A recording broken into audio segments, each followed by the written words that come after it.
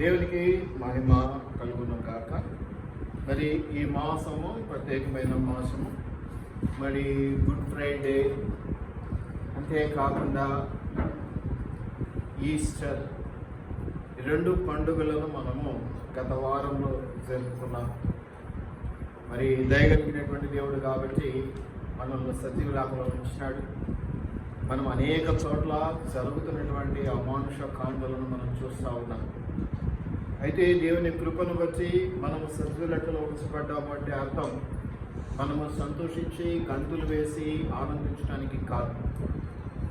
ఏదైతే ఆపద, ఏదైతే ఇరుకు, ఏదైతే ఇబ్బంది దేశంలో ఉందో, మన రాష్ట్రాల్లో ఉందో, మన కుటుంబాల్లో ఉందో, సంఘాల్లో ఉందో, వాటన్నిటిని బట్టి హృదయపూర్వకముగా దేవునికి ప్రార్థించవలసినటువంటి బాధ్యతతో మనము దేవుడు బలపరుస్తూ ఉన్నాడు. ఈ బ్రతికి ఉండేటువంటి పరిస్థితి ఎందుకు ఉంది అంటే నువ్వు ఇంకా వారందరి గురించి ప్రార్థన చేయాలన్న ఒక బాధ్యతను తీసుకోవాలి. కాబట్టి మన సొంత కుటుంబాల గురించి, సొంత పనుల గురించి సమయం ఇచ్చుకోకూడదనేది కాదు నా ఉద్దేశం. అయితే ఇంకా ఎక్కువ క్రైస్తవుల బలం ఏమిటయ్యా అంటే మరి ఎక్కడో గొడవలకు వెళ్ళటం అనుకో, లేకపోతే ఇంకేదో ఏది ఉంటుందంటే ప్రార్థిస్తూ ఉంటారు. కాబట్టి ఇప్పుడు మన దేశంలో భద్రత ఉండాలి, క్షేమం ఉండాలి. వారు ఎవరైనప్పటికీ కూడా వారు ఏ కులము, ఏ మతము, ఏ ప్రాంతం అనేది లేదు. వారందరూ కూడా క్షేమంగా ఉండాలి, వారందరూ కూడా ఆరోగ్యంగా ఉండాలి, వారందరూ కూడా గొప్ప దీవెనలతో ఉండాలి అని మనం ప్రార్థించాలి. పేరు తెలియక్కర్లేదు, వారి ఊరు తెలియక్కర్లేదు. దేశ ప్రజలందరి కొరకు, వారి క్షేమము కొరకు, రాజుల కొరకు, అధికారుల కొరకు, ప్రధానుల కొరకు. ప్రధానులు అంటే కూడా ఒక రకమైన స్టేటస్ అధికారులే. అంటే మనం ఈ రోజుల్లో మనకు ప్రధాని ఉన్నారు కాబట్టి బైబిల్లో ప్రధాని గురించి ఏమైనా కాదు. ప్రధాని గురించి చేయాలి, రాష్ట్రపతి గురించి చేయాలి, ఇంకా ఇతర నాయకుల గురించి కూడా మనం చేయాలి. మరి ఇవన్నీ చేయాలి అంటే మనందరికీ తెలుసు వారి గురించినటువంటి పరిచయాలు, వారి గురించినటువంటి బాధ్యత మనకు కలగాలి అంటే మనకు వారి పట్ల ఏముండాలి? బాధ్యత. Very nice. ఇంకా బాధ్యత కంటే ముందు ప్రేమ కలిగిన వారుగా మనం ఉండాలి. ఈ క్రైస్తవుల యొక్క మొదటి లక్షణం అదిగా ఉంటే అది ఇంకా బాగుంటుంది. అదే మన ప్రాధాన్యత కూడా. కాబట్టి దేవుడు కూడా నిన్ను వల్ల నీ పొరుగు అని ప్రేమించమన్నాడు. కాబట్టి ఈ ప్రేమ అనేది చాలా గొప్ప సబ్జెక్ట్, చాలా చాలా పెద్ద సబ్జెక్ట్, చాలా చాలా లోతైన సబ్జెక్ట్. బట్ నేను దాని గురించి ఈరోజు అంతగా వివరించట్లేదు. ఒక జనరల్ ఇష్యూ గురించి నేను మాట్లాడదలుచుకున్నాను. అయితే మనం గమనించాల్సింది ఏంటంటే మనం వారి గురించి బాధ్యతతో, భారంతో ప్రార్థించాలంటే మొదట వారి మీద ప్రేమ ఎట్లా కలుగుతుంది? నేను దాని గురించి బాధ్యతతో ప్రార్థన చేయాలంటే నాకు ప్రేమ కలగాలి. నాకు ప్రేమ కలగాలి అంటే నువ్వేం చేయాలి? ఎట్లుండాలి? ఈ ప్రవర్తన ఎట్లా ఉండాలి? నన్ను ప్రేమించేదిగా ఉండాలా, నన్ను ద్వేషించేదిగా ఉంటాయి బాబు. అంటే అవసరానికి ఛాయ్ ఇస్తే నేను ప్రార్థన చేస్తాను అనుకుంటే అది వ్యర్థమా, మంచిదా? అది పని అవి లోకరీతిగా మాత్రం. నువ్వు నన్ను ప్రేమించాలి. దీనికి హద్దులు లేవు, దీనికి వయోభేదం లేదు, దీనికి స్త్రీ పురుష భేదం లేదు, దీనికి చిన్న పెద్ద భేదం లేదు. ప్రేమ కలిగి ఉండి నేర్చుకోవాలి మనం. అప్పుడు బాధ్యత తెలియకుండానే వస్తుంది. అయ్యో వాళ్ళు అయ్యో ఇలా చనిపోయారంట, ఎంతో కన్నీరు, ఎంతో దుఃఖం, ఎంతో బాధ. వారి గురించి, వారి కుటుంబాల గురించి, వారి ఆదరణ గురించి, వారి భద్రత గురించి, వారి క్షేమం గురించి ప్రార్థన చేసుకోవాలి. ఇంకా దేశ భద్రత గురించి ప్రార్థన చేసుకోవాలి, ప్రజల భద్రత గురించి వాళ్ళు ఎవరైనా సరే వాళ్ళు మనల్ని ప్రేమించేవారు కానక్కర్లేదు. ఈ రోజుల్లో మనము కాస్త ద్వేషించే వారి గురించి కూడా మనం చేయాలి. కానీ మనం ప్రేమించగలగాలి. ఇక్కడ విషయం ఏంటంటే మనం ప్రేమించగలగాలి. ప్రేమిస్తేనే వారి గురించి బాధ్యత తీసుకోగలం, భారంతో ప్రార్థన చేయగలం. నీ మీద నాకు ప్రేమ లేకపోతే నేను నీ గురించి సంపూర్ణమైనటువంటి వివేకంతో ప్రార్థించలేను. అయితే మనం గమనించే విషయం ఏంటంటే ఒక 2 లోకపరమైనటువంటి అంశాలు చెప్పి నేను మీకు సబ్జెక్ట్లోకి వెళ్తాను. పాత రోజుల్లో ఒక ప్రేమ విఫలమైనటువంటి పరిస్థితిని బట్టి ఒక యువకుడు మంచి పాట పాడతాడు. ప్రేమ ఎంత మధురం. రచయిత చాలా గొప్పవాడు. ఆదత్ చాలా పాత సినిమా పాటని అనుకుంటాను. ప్రేమ ఎంత మధురం. Well set. నేనే అక్కడ నెట్లో చూద్దాం అనుకున్నాను, మీరు అందించారు. నాకు గుర్తులేదు సరిగా, కానీ ఈ పాయింట్ ప్రేమ ఎంత మధురం. ఎందుకంటే she's not supporting, she's not loving. ఆమె ఏ విధమైనటువంటి ఇచ్చిపుచ్చుకోవడాలు లేవు. నువ్వు ప్రేమిస్తే ప్రేమించి సావురా నాయన, నాకెందుకు రా అన్నట్టు. దానివల్ల ఆయనకు వచ్చినటువంటి విరక్తి కానివ్వండి, ఆయనకు వచ్చినటువంటి బాధ కానివ్వండి ఆ పాటల్లో వ్యక్తం చేస్తూ ఉంటారు. ప్రేమ ఎంత మధురం. ప్రేమ నువ్వు ద్వేషించట్లేదు ఆయన. నువ్వు నన్ను కాదన్నావు కాబట్టి ప్రేమ చెడ్డది కాదు, ప్రేమ మంచిది. నువ్వు నన్ను కాదన్నావు కాబట్టి నీకే ఏదో లోపం ఉండొచ్చు, ప్రేమ ఎంత మధురం, ప్రియురాలు అంత కఠినం. ఎంత మధురమో ప్రేమ, అంత కఠినం. ఎందుకంటే ఈ రోజుల్లో అమ్మాయిలు చాలా టెస్ట్ చేస్తారు, చాలా చెక్ చేసుకుంటారు. ఫ్యూచర్కి ఉపయోగపడతాడా లేదా, అన్నీ కొనిస్తాడా. ఏదో ఈ మధ్య వీడియోలో రీల్స్లో వచ్చినాయి కదా, పచ్చడి కొనిలోనోడు నువ్వు ప్రేమించి ఏం చేస్తాడు అన్నట్టుంటారు పరిస్థితి. కాబట్టి అన్నీ చెక్ చేసుకుంటారు. ఏమి ఇస్తాడు, ఏం కథ, తులం బంగారం కొనిస్తాడా, బయట షికార్లు దిగుతాడా, ప్రియదర్శిని పార్కుకి తీసుకెళ్తాడా కదా కదా. అక్కడ కూడా మన సిబిసిఐడీలు ఉన్నారు, పిక్కులు తీస్తారు, ఫోటోలు తీస్తారు, జాగ్రత్త. సో నేను చాలా మధురమైన ప్రియురాలు దీన్ని తీసుకొచ్చి బిబ్లికల్గా చెప్పాలి అంటే ప్రియురాలు సంఘం. ఎక్కడికి తీసుకొస్తున్నాను ఆ పాటలో నుంచి అర్థమవుతుందా? ప్రేమ చాలా మధురం, కానీ ప్రియురాలు సంఘం దొంగ సంఘం. అవసరానికి పాస్ అవ్వమంటే ఒకసారి వచ్చి ప్రార్థన చేసుకుంటాం, ఫెయిల్ అయితే అసలు దిక్కే లేదు. ఎందుకంటే దేవుడు ఫెయిల్ చేశాడు. ఈ దరిద్రం ఎంతుందో నువ్వు గడుపుకోకుండా వచ్చు దేవుడిని అంటే ఏం లాభం వచ్చు కదా. చాలా మంది రిజల్ట్ మంచిగా రావాలని చేస్తాం ప్రార్థన. నువ్వు ముందు కడుక్కో, సరిగా శుభ్రపడు, నిన్ను నువ్వు కడుక్కో, శుభ్రపరచబడు, అప్పుడు రా అంటాడు దేవుడు. ప్రియురాలు అంటే సంఘము ఎలా ఉందంటే, సంఘం అంటే ఏమిటండి? సంఘం అంటే కాబరి కదా, ఇప్పుడు చర్చి కదా. సంఘం అంటే ఎవరు? సంఘం అంటే ఎవరు? ఆ సంఘం అనుకున్న వాళ్ళు అసలు చేయొద్దండి గట్టిగా. అది కూడా భయంగా ఈ ఆఫ్ నాలెడ్జ్ గాళ్ళతోనే మేము సస్తున్నామండి బాబు. ధైర్యంగా నిండుగా చేయొద్దండి. మనమేనండి, మనమే సంఘం అంటే. సంఘం అంటే విశ్వాసులు. అంటే మీరు దరిద్రంగా ఉన్నారు, ప్రేమ అయితే మధురమైనది. ప్రేమ మధురం అని చెప్పినటువంటి దేవుడు కూడా మధురమైనటువంటి వాడే. సంఘం అంటే మీరంటే విశ్వాసులు. ఏమంటే దరిద్రం అన్న కూడా ఏమో మంచి మాటే ఉంది కదా పాటల్లో. ఏంటి? రాళ్ళు అమ్మ సంఘానికి రావాలి. ఎందుకు వస్తాం? మాకేంటి, బట్టలు పంచుతున్నామా? వస్తాం. భోజనాలు పెడుతున్నామా? వస్తాం. అందుకే ప్రతి సంఘము బట్టలన్నా పంచుతుంది, భోజనాలు మాకంత యోగ్యత లేదు. మరి ఏం చేస్తాం? 2 సార్లు అయితే మాకు సంతోషం దేవుని వరకు. చూడండి, పైన ఆదివారం వచ్చిన వాళ్ళు ఈ ఆదివారం కనిపిస్తున్నారు అంటే భోజనాల కోసం నేను అనటం లేదు, కానీ వారి కఠిన హృదయం గురించి మాట్లాడుతున్నారు. ప్రియురాలు అంటే సంఘంలో ఉంటున్న విశ్వాసులు ఎంత కఠినంగా తయారైపోయారు, ఎంత కఠినంగా ఉన్నారు అంటే అవసరమా లేదా అనేది కూడా సంఘానికి వెళ్ళటానికి నిర్ణయం తీసుకుంటారు వాళ్ళు. ఈరోజు అవసరం ఉందా, ఏమన్నా ప్రార్థన చేయించుకోవాలా, ఏదైనా పని ఉందా, లేకపోతే ఏం పోతామే బోరు పడుతుంది. కాసేపు టీవీ పెట్టుకుంటే ఆటలక్క సీరియల్ వస్తుంది, కార్తీక దీపం సీరియల్ వస్తుంది, అదొస్తుంది ఇదొస్తుంది. తర్వాత అమ్మగారు వండొచ్చిన చికెన్ కొంచెం వేడి చల్లారక ముందే తినొచ్చు. సంఘానికి వస్తే 2 పోయి తినేసరికి చల్లబడుతుంది. ప్రియురాలు ఇంత కఠినమైన పరిస్థితుల్లో సంఘాలు ఉన్నాయి కాబట్టి ఈ రోజుల్లో దేవుని వాక్యము, సత్యవాక్యము సత్యంగా ప్రబలటం లేదు. నువ్వు వెళ్ళి ఇది దేవుని వాక్యం, ఇది చక్కగా అంటే ఒక్కసారి నేను ఏగాదిగా కిందికి పైకి చూసి చెల్వే అంటాడు.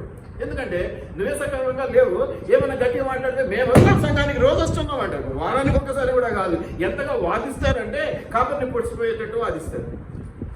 వాళ్ళు అంత అబద్ధం చెప్పడానికి ఎంత ప్రేరేపణ, ఎంత గట్స్, ఎంత దమ్ము ధైర్యం ఉండాలో నాకు అర్థం కాదు. అంటే ఇంకా సాతాను ఏ లెవెల్లో వాళ్ళని వాడుకుంటుందో మనం అర్థం కాదు. మేము రోజు వచ్చి కూర్చుంటున్నాం, మీరే లేరంటారు. ఇక వాళ్ళని ఏమనలేము, సాతాను దూతలు కదా, వదిలేద్దాం. ఎందుకు సాతానుతో మనం పెట్టుకోవడం? గెలుస్తామా ఓడిపోతామా కాదు, ఏదో బట్టలను తిరుగుతాయి, మట్టి అవుతుంది. ఎందుకు వచ్చింది? కయ్యానికైనా బియ్యానికైనా సమ ఉజ్జీలతో పెట్టుకోవాలి, వదిలేయటమే. ఇది గమనించండి, ప్రేమ చాలా మధురం. ప్రేమ గురించి అనేక చోట్ల సత్యవాక్యంలోనే సత్యంగా బోధించబడదు. సహిస్తుంది, భరిస్తుంది, ఇంకేదో చేస్తుంది. ఈ రోజుల్లో అవన్నీ లేకుండా పోయింది. అవన్నీ లేకుండా మామూలు సహజంగా కూడా మాట్లాడుతున్న సంఘానికే పోలికగా చెప్పేది కాకుండా ఒక స్త్రీ తీసుకున్నటువంటి విషయానికి కూడా వస్తే ఈ లాలిత్యం, ఈ సాఫ్ట్నెస్ స్త్రీలలో లేకుండా పోయింది. కఠినత్వం వచ్చేసింది. కదా. ఎవరిని ప్రేమించాలి, ఎవరిని చూసుకోవాలంటే బేరీజు వేసుకొని నెలకి ఎంత సంపాదిస్తాడు, చుట్టుముట్టు వేసుకున్నాడా, కారు ఉందా, బంగ్లా ఉందా, ఇంకేది మాకు బాగుండా, లైఫ్ బాగుండదా లేదా, ఎంత చెప్తున్నా చూసుకున్నా 10 మంది వెధవల్ని వదిలిపెట్టి చివరికి అష్టదరిద్రుని పట్టుకొని ప్రేమిస్తారు. ఎవరు నడడం లేదమ్మా తల్లి, ఎవరికి వాళ్ళు మీ మనస్సాక్షి మీకు. నేను లోకాల్లో జరుగుతున్న సహజ సంఘటనలు నేను కౌన్సిలింగ్ చేస్తూ ఉంటాను కాబట్టి నా దగ్గరికి వచ్చే కేసులను పట్టుకొని చెప్తున్నాను. 10 మంది దరిద్రులను వదిలించుకుంటారు, కానీ ఎవరి గుట్టలో పెడతారు? అష్టదరిద్రుడు. ఈ 10 మంది కంటే గౌరవం. ఒక 5-6 years బ్యాక్ ఒక అమ్మాయి చాలా ప్రేమించినాను, అతనితో పెళ్లి కావాలి, అది ఇది మా అమ్మ నన్ను ఒప్పుకోవచ్చు. 10 years అయింది, ఎక్కడో అమీర్పేట. ఎందుకంటే మీరు అన్ని ఇక్కడిక్కడ ఊహించుకుంటారు కాబట్టి చెప్తున్నారు, రియల్గా అమీర్పేట. సరే ఒకసారి కలవమనమ్మా, మీ అమ్మ నాయన కంటే కూడా నేను ఎక్కువ ప్రేమిస్తాననే మాట ఎవరికైనా వాడతానండి. ప్రేమించడం అంటే నేను చాలా రకాలుగా ఊహించుకోకండి, నేను ఎవరైనా ప్రేమిస్తాననే చెప్తాను.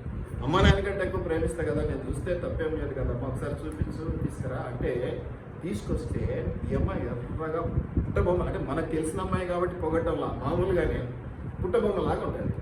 వాడు నల్లగా ఉన్నాడు, ఈ వేసుకున్నాడు జీన్స్, నేను చెప్తే కదా జారిపోయిన జీన్స్ వేసుకుంటే సగం కనిపిస్తుంటుంది బ్యాక్ సైడ్ అని. ఒకవైపు కమ్మ పెట్టుకున్నాడు, పిప్పి పెట్టుకున్నాడు, నల్లగా ఉన్నాడు, కోల ముఖం, ముక్కైతే కొంచెం వంకర పోయింది. నేను చెప్పిన మళ్ళీ చెప్తానమ్మా, నాకు ఇష్టం, ప్రార్థన చేయగలనా లేదా, ఎందుకంటే నాకు భయం పడుతున్నది, ప్రార్థన చేయాలా వద్దన్న నిర్ణయం కూడా నేను తర్వాత తీసుకుంటాను, ఇప్పుడు ఇది చాలని మనకి టీ దాకా పంపించాను. తర్వాత వద్దంటే వద్దని మీ అమ్మ నేను ఒప్పుకుని నేను ఒప్పుకోలేదు తల్లి, నా వల్ల కాదు, నువ్వు బాగుపడవు, వద్దు. అట్లా ఎంతో మంది వస్తారు మీ దగ్గరికి, ఇష్టపడ్డా వీళ్ళందరినీ కాదంచా, ఏదో రూల్స్ పెడతారు. వయసు అంటారు, పిల్లలు అంటారు, పెద్దలు అంటారు, లేకపోతే డబ్బు ఉన్నవాడు అంటాడు, డబ్బు లేనివాడు అంటాడు, కలర్ చూస్తారు, వరస్ చూస్తారు. ఇవన్నీ చూసి చివరికి ఏమిస్తాడు? అష్టదరిద్రుని పట్టుకొని వదిలాడు. నేను ఇక్కడ చెప్పేది ఏంటంటే, అద్భుతమైన ప్రేమ నీకు ఒక అవకాశంగా దేవుడు ఇచ్చినప్పుడు సద్వినియోగం చేసుకునే ప్రయత్నం అయితే చేయాలి. ఆయన ప్రేమించేటువంటి దేవుడు. యేసు ప్రభువుల వారి గురించి మనం జ్ఞాపకం చేసుకుంటే, పోయిన వారము గుడ్ ఫ్రైడే రోజు అద్భుతమైన ప్రేమను ఆయన సిలువలో మన కొరకు ప్రకటించాడు. ఏదో నోటి మాటల చేత కాదు, నువ్వు అవకాశం ఇస్తే నేను క్రియల రూపంలో నేను ఎంతగా ప్రేమిస్తున్నానో ప్రూవ్ చేసుకుంటానని చూపించాడు దేవుడు. అవునే కదా? సిలువలో ప్రూవ్ చేశాడా లేదా? ఏదో మాటలు చెప్పాడు, ఇష్టం. నేను ఎప్పుడు చెప్పుకుంటాను జోగా, నువ్వు అంటే చాలా ఇష్టం, అట్లా అంటే కుదరదయా, ఒక రోజా పువ్వు ఒక చాక్లెట్ కొనియాలి, ప్రేమను చూపించాలి ప్రాక్టికల్గా, అప్పుడు నిజమని నమ్ముతారు వాళ్ళు అని అంటాం కదా. ఇక్కడ కూడా అదే కదండి, నువ్వంటే ఇష్టం అంటే ఎక్కడ తలకెక్కొద్ది? ఒక చాక్లెట్, బిస్కెట్. ఈ రోజుల్లో చాక్లెట్ బిస్కెట్లకు అమ్మాయిలు ఎవరు ఒప్పుకోట్ల, ఐఫోన్లు అడుగుతున్నారు, కొంచెం కష్టమవుతుంది పర్లేదు. కాబట్టి అది జరగట్లా. దయచేసి జ్ఞాపకం పెట్టుకోండి, అంత అద్భుతమైనటువంటి ప్రేమను కురిపించినటువంటి దేవుడు, సాక్ష్యంగా ప్రకటించినటువంటి దేవుడు ఉన్నాయి.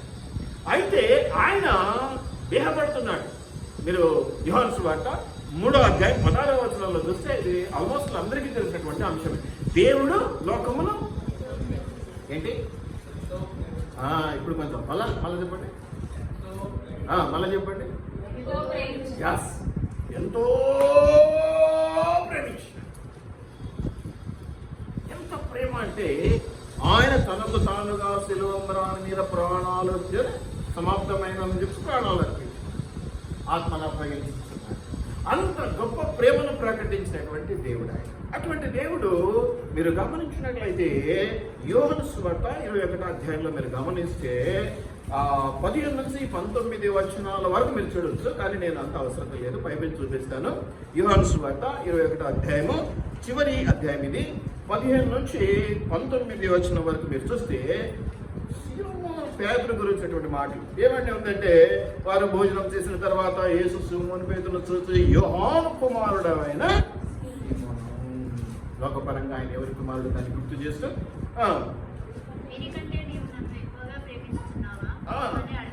ఏమంటమ్మా, అక్కడ 9 మంది ఉన్నారు, వారందరికి ఎవరమైనా అది జెలస్ కాదండి, అది న్యాచురల్ కదా.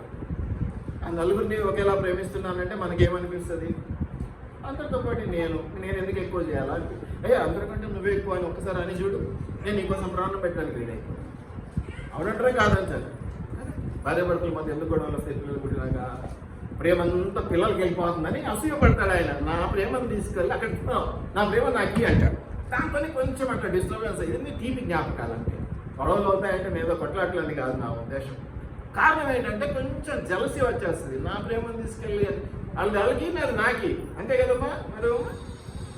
నాది నాకి, పిల్లలకి నా ప్రేమ తీసుకెళ్ళి పిల్లలకి ఇస్తానంటే నేను ఎందుకు ఒప్పుకుంటా?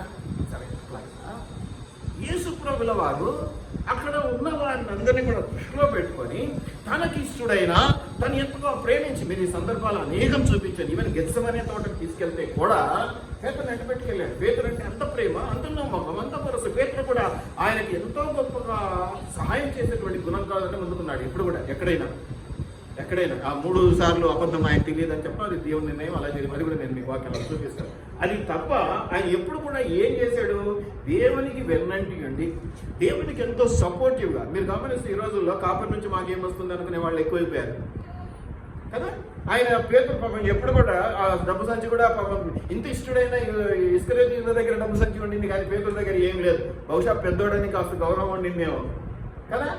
చూడండి, అంతేకాదు ఆయన ఏమేం చేశాడో గమనిస్తే, వీరికంటే నీవు నన్ను ఎక్కువగా ప్రేమించుతున్నావా అని అడగగా అతడు, అవును ప్రభువా, నేను నిన్ను ప్రేమిస్తున్నానని నీవే ఎరుగుదు అని ఆయనతో చెప్పాను. యేసు, నా గొర్రెలను మేపుమని అతనితో చెప్పాను. మరలా ఆయన యోహాను కుమారుడు అయిన సీమోను, నన్ను ప్రేమించుతున్నావా అని 2వసారి అతనిని అడుగగా అతడు, అవును ప్రభువా, నేను నిన్ను ప్రేమించుతున్నానని నీవే ఎరుగుదు అని ఆయనతో చెప్పాను. ఆయన, నా గొర్రెలను కాయుమని చెప్పాను.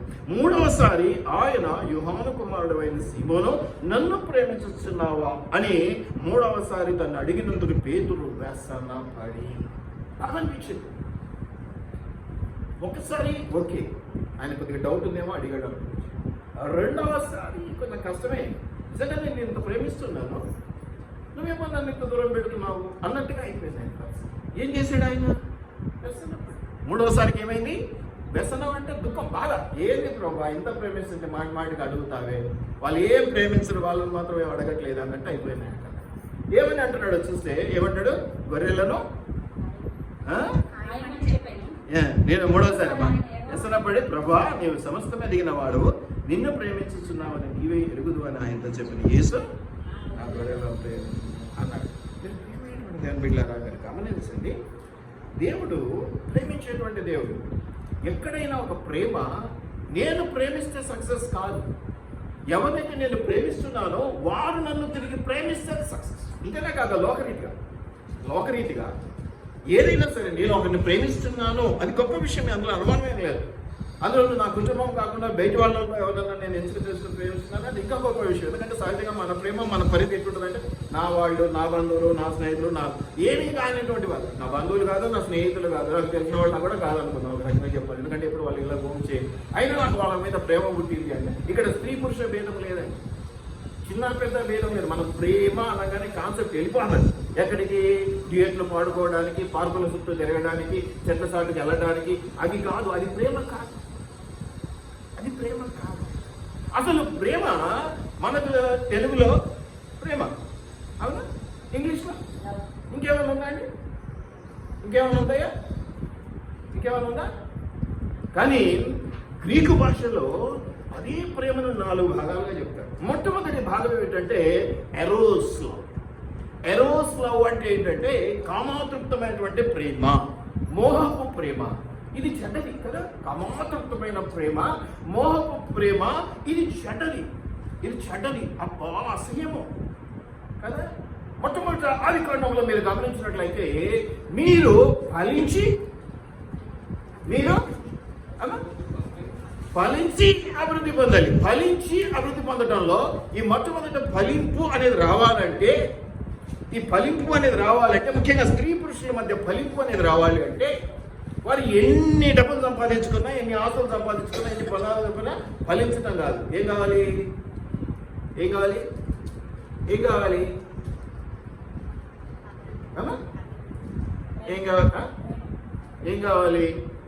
కోట్ల ఆస్తులు సంపాదించుకున్నాడు, 100ల సంఖ్యలో వాహనాలు సంపాదించుకున్నాడు.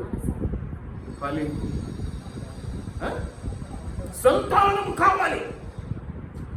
ఈ సంతానం అనేది ఫలింపుల భాగం, అది అత్యున్నతమైన భాగం. అది ఈ ఫలింపు కోసం ఇది చాలా పవిత్రమైనది. ఈ ప్రేమ అనగానే అసహ్యమైన ప్రేమ, శరీరకమైన ప్రేమ, అది ప్రేమ నథింగ్ డూయింగ్. దేవుడు ఏర్పాటు చేసిన వాటి అన్నిటిలో కూడా అన్నీ ఉత్తమమైనవి. మనిషి దాన్ని దుర్వినియోగం చేసుకుంటూ ఉన్నాడు, మనిషి దాన్ని చెడ్డగా వాడుకుంటున్నాడు కాబట్టి అది చెడ్డగా అనిపించబడుతుంది. కానీ కామపు ప్రేమ, మోహపు ప్రేమ అనేది లేకపోతే భార్యాభర్తల అటాచ్మెంట్ ఉండదు, బీటలు వారిపోతుంది. అందుకే దేవుడు ఏం చెప్తున్నాడంటే సాయంకాలం అయ్యేసరికి కోపం ఉండకూడదండి. ఏంటి? ప్రేమ నిలబడిపోవాలి, అటాచ్మెంట్ రావాలి, ఫలించుట. ఇది దీవెనకరమైనది, అసహ్యకరమైనది కానే కాదు. మీకు చిన్నతనం నుంచి నేర్పించి ఊరూసి చాలా గలీజ్ చేసినారు. దాన్ని సద్వినియోగం చేసుకోవాలి, సక్రమంగా వాడుకోవాలి. కత్తి మీ దగ్గర ఉండటం తప్పే కాదు, దాన్ని సక్రమైన రీతిలో సక్రమైన పనికి ఉపయోగించకపోతే తప్పే. కాబట్టి ఎరోస్ ప్రేమ అంటే మోహపు ప్రేమ, కామపు ప్రేమ, ఇది కూడా చాలా అవసరమైంది. కాబట్టి దేవుడు దాన్ని పెట్టాడు. ఆ రోజుల్లో దాన్ని ఆ విధంగా వివరించారు కూడా. ఈ రోజుల్లో మనం కామన్ గా లవ్ యూ అనగానే గలీజ్ మాటగా తయారు, చాలా గలీజ్ మాటగా లవ్ యూ అనగానే ఇంకేదో దృష్టిలోనికి అయిపోతుంది. No, that is not the concept. అది కానీ అందరినీ పసిపిల్లలు వచ్చేసి తాతల్లో మొదల్లో కూడా లవ్ యూ తాత, లవ్ యూ అమ్మమ్మ అంటారు. మేము ఫ్రెండ్స్ కలుసుకున్నాం, లవ్ యూ 80 సంవత్సరాల కలిసి 80 సంవత్సరం అయిందిలా కలిసి. నాట్ ఏమంటారు దాన్ని కూయలుగా ఒక చెడ్డది. ఈవెన్ ఈ అంశాన్ని కూడా అంటే మోహపు కామపు ప్రేమను కూడా చెడ్డదిగా చూడాల్సిన అవసరం లేదు. దృష్టితో చూడాలి. ఏ దృష్టితో? ప్రభు ఇచ్చినటువంటి దృష్టి. ఇక రెండవది ఏమిటంటే స్టోర్జ్ ప్రేమ. ఈ స్టోర్జ్ ప్రేమ అంటే ఏంటంటే తల్లిదండ్రుల బిడ్డలు, వాత్సల్యమైన తల్లిదండ్రుల బిడ్డలు అనేదే కాదు, ఎవరి మీద మనకు వాత్సల్యం పుడుతుంది. అరే అమ్మాయికుడు అంటే ఎవరే బీదవాడండి అని వాత్సల్యం అంటే కనికరం గుర్తించేటువంటి ప్రేమ. దాన్ని ఏమంటారంటే స్టోర్జ్ ప్రేమ. ఇది మీ గ్రీక్ లెటర్స్లో ఉంటాయి, గ్రీక్ లెటర్స్. స్టోర్జ్ ప్రేమ ఇదేంటి? తల్లిదండ్రుల పిల్లల మధ్య ఉండేటువంటి వాత్సల్యమైన ప్రేమ. వాత్సల్యం అంటే కరుణ, దయ. ఎందుకంటే ఏమన్నా అవుతుందంటే తల్లిదండ్రులు ఒప్పుకుంటారు పిల్లలకి, ఎందుకు? ఆ ప్రేమ అలా ఉండిపోయింది కాబట్టి ఇది ఆ ప్రేమ. ఇక మూడోది ఏంటంటే ఫిలియో ప్రేమ. ఈ ఫిలియో ప్రేమ ఏంటంటే ప్రీతిని గొలిపేదైనా ఇష్టం అలా పుడుతూ ఉంటుంది. ఇందులో ఏ విధమైన సంబంధం ఉండదు. సమాన వయసు, కయ్యానికైనా వియ్యానికైనా సమవుజ్జీలు అన్నట్టుగా ప్రేమ. ఏదో ఒక సినిమా డైలాగ్ ఉంది, ఒక అమ్మాయి తండ్రితో అంటూ ఉంటుంది, ఆ టయానికి అతని దగ్గరికి వెళ్తే అక్కడ ప్రేమ పుడుతుంది అంటే మేము వెళ్ళాం డాడీ అంటే. అలా ఎప్పుడు కూడా చెప్పి పుడుతుంది ఏమంటారు, ఆ సమయానికి, ఆ టయానికి, ఆ ముహూర్తానికి చూసుకొని వచ్చే ప్రేమ కాదు. అవసరం అంటే అది అవసరం. కాబట్టి అది ప్రేమ కాదు. ఇది ఏ ప్రేమ అంట? ఫిలియో ప్రేమ అంటే ప్రీతిని గొలిపే ప్రేమ. ఏంటి? భార్యాభర్తల మధ్య ప్రేమ, సోదరులు అంటే అక్క చెల్లెల మధ్య ఉండేటువంటి ప్రేమ, అన్నదమ్ముల మధ్య ఉండేటువంటి ప్రేమ, అలాగే అక్క అన్న లేదా అన్న చెల్లెల మధ్య ఉండేటువంటి ప్రేమ. ఇది ఇంకా కరెక్ట్గా మాట్లాడితే బంధువులు, స్నేహితులు, వీళ్ళ మీద కూడా మనకు ప్రేమ ఉంటుంది తెలుసా. అంటే కొంతమంది మనల్ని అటువంటి మనం పట్టించుకోవాలి. సరేలేను, కొంతమంది మా అమ్మ వచ్చా, మా అన్న వచ్చా, మా మామ వచ్చా, మా తమ్ముడు వచ్చా, వాళ్ళు వస్తే మనకు నిండుదనం. అంటే వాళ్ళు ఏదో మనకు తెచ్చిపెట్టేది ఏముండదు కానీ ఒక తృప్తి కలుగుతూ ఉంటుంది వాళ్ళు చూడంగానే. ఇది ఏం ప్రేమ? ఫిలియో. చెప్పండి గట్టిగా. ఫిలియో. మొట్టమొదటిది ఏంటి? ఎరోస్. రెండవది ఏంటి? స్టోర్జ్. మూడవది ఏంటి? ఫిలియో. ఇక నాలుగోది ఏంటో తెలుసా? 4 భాగాలు ఇద్దాం, అందరికీ తెలుసు. దైవికమైన ప్రేమ. ఇది ఏమీ ఆశించదు, ఇస్తూనే ఉంటుంది. ఎందుకంటే మనం యేసుప్రభువు దగ్గర ఎక్కువ పొందుకుంటాం కాబట్టి ఇది బాగా తెలుసు. అగాపే చర్చ్ అని, చర్చ్ పేర్లు కూడా అగాపే అని పెట్టుకుంటాం. అగాపే ప్రేమ. ఇది ఎప్పుడు కూడా నాకేం దొరుకుతుంది, ఈ అమ్మాయి నాకేమిస్తుంది, ఈ అబ్బాయి నాకేమిస్తాడు, ఆయన ఇస్తాడు అని ఆశించదు. ఖచ్చితంగా ఏం చేస్తుందంటే త్యాగముతో కూడిన నిస్వార్థమైన ప్రేమ. త్యాగముతో కూడిన నిస్వార్థమైన ప్రేమ. ఎన్ని ప్రేమలండి? మొదటిది ఏంటి? ఎరోస్. రెండవది ఏంటి? స్టోర్జ్. మూడవది ఏంటి? ఫిలియో. నాలుగవది ఏంటి? ఏది తప్పు కాదండి, ఏది తప్పు కాదు. ప్రతిదీ కూడా మనం అలా ఊహించుకుంటున్నాం అంతే. నువ్వు దాన్ని సక్రమంగా వాడుకోలేక దాన్ని చెడదంటున్నావు. నువ్వు కత్తి నీ దగ్గర ఉంది, దాన్ని నువ్వు సక్రమంగా వాడుకోలేక కత్తి పెట్టుకోవడం దండగా, కత్తి అంటే చెడ్డది అని అంటున్నావు. నీకు కదా దాన్ని నిజంగా నువ్వు వాడుకోగలిగితే ఒక సైనికుడు అయితే సైనిక యుద్ధంలో వాడుకోవచ్చు, ఒక స్త్రీ అయితే ఇంట్లో కూరలు లేకపోతే వంటకు వాడుకోవచ్చు. ఇంక ఏది లేకపోతే రోడ్డు మీద పోయేటప్పుడు ఎవరన్నా పోయాలంటే పోయచ్చు. నువ్వు వాడుకునే విధానం నీకు తెలియట్లా అంతే. నేను ప్రేమిస్తున్నాను అనగానే నువ్వు ఏదో అయిపోయావు, ఆ రూట్లో ఊహించుకుంటున్నావు. కాబట్టి ప్రేమ అంటే ఏంటో, నీకు స్వచ్ఛత అంటే ఏంటో అర్థం కావాలి.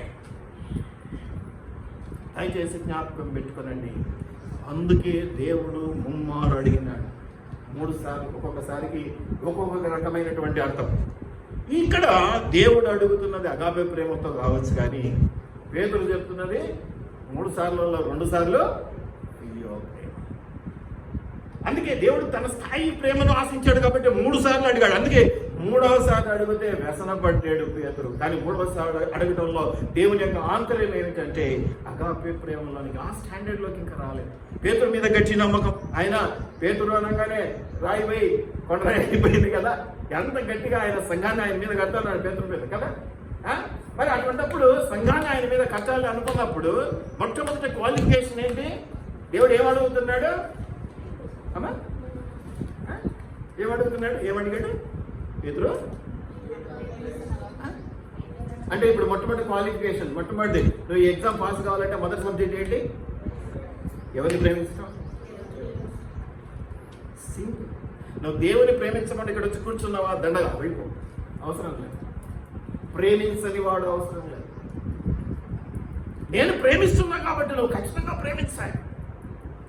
ప్రేమించటం ఎంతగా గొప్పగా దేవుడు ప్రాక్టికల్గా చూపించాడో, ప్రేమించటంలో ఉన్న తీపిదనాన్ని గ్రహించిన నీవు కూడా రిటర్న్ ప్రేమ ఇవ్వటంలో కూడా అంత గనుడవై ఉండాలి, గనురాలవై ఉండాలి.